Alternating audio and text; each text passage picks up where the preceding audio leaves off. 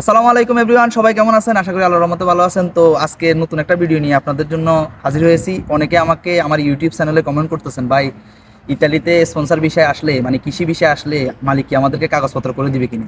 আসলে ভাই দেখেন, মালিক আপনাকে 3 মাসের জন্য 6 মাসের জন্য ইতালিতে আনবে। আপনি ইতালিতে একটা আসার জন্য একটা প্রসেস পাইছেন, কিন্তু মনে করেন অবশ্যই থাকবেন, আপনি যাবেন না বাংলাদেশে 3 মাস পর, 6 মাস পর, 1 বছর পর।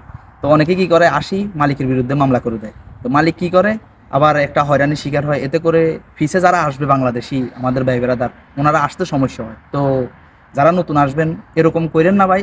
আসেন, আত্মীয় স্বজন আপনার যদি ভাই বেড়াদার কেউ থাকে, আপনার রিলেটিভ কেউ থাকে, স্পন্সর বিষয় নিয়ে আসেন। 15 লাখ 20 লাখ যাই হোক, যে যার থেকে যেরকম নেয় আর কি। তো ওরকমভাবে আসেন, 6 মাস 1 বছরের ভিতরে আপনার এই দেশের সৌজন্য হয়ে যাবে নর্মাল, যেটা দিয়ে আপনি দেশে যাইতে পারবেন, এই দেশে সব কিছু করতে পারবেন। তো স্পন্সর দুই ধরনের হয়, একটা হচ্ছে কৃষি বিষয়, যেটা সবাই বলে যে মানে 3 মাসের 9 মাস, আর একটা হচ্ছে আপনার রিলেটিভ কেউ যদি আপনাকে ডাইরেক্ট স্পন্সর দিয়ে আনে, তো সেটা হচ্ছে মানে ডাইরেক্ট স্পন্সর আর কি। স্পন্সরের ক্ষেত্রে এই দুইটা পার্থক্য। তো সবাই বুঝে শুনে আসবেন। আর ইউরোপে দালাল হইতে সাবধান। সবাই দালাল, মনে করেন যে দালালের ছেড়ে দিকে ভরপুর, মনে করেন দালালের শেষ নেই। আপনার আপন মানে বাপ এবং আপনার ব্যয় ছাড়া সবাই দালাল।